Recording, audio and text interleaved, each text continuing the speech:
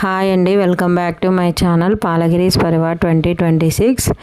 ఈరోజు సప్త శనివారాలలో వడ్డీ వారం అనమాట. లాస్ట్ చివరి వారం నా పూజ.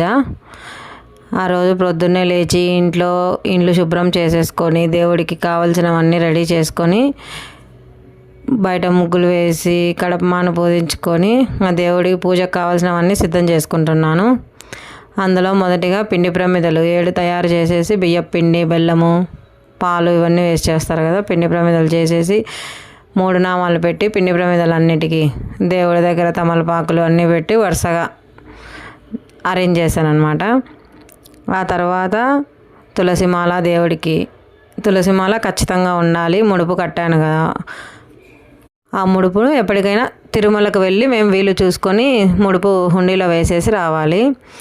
నెక్స్ట్ నేను ఈరోజు చివరి వారం అనేసి ప్రసాదాలు 5 రకాల ప్రసాదాలు చేశాను అనమాట. కేసరి, పులిహోర, నువ్వుల లడ్డు, పానకం, వడపప్పు అన్నీ చేసేసి ఇంకా దీపారాధన వెలిగించి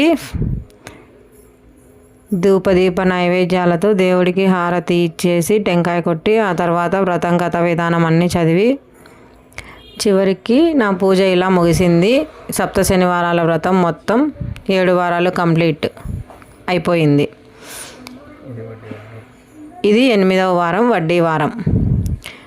ఈ వెంకటేశ్వర స్వామి ఆశీస్సులు అందరికీ ఉండాలని కోరుకుంటూ ఈ వ్లాగ్ ఇంతటితో సమాప్తం. Please like, share and subscribe my channel. ఈ వీడియో అంతే. ఇంకా బాయ్. గోవింద గోవింద గోవింద, శ్రీ శ్రీనివాస గోవింద గోవింద.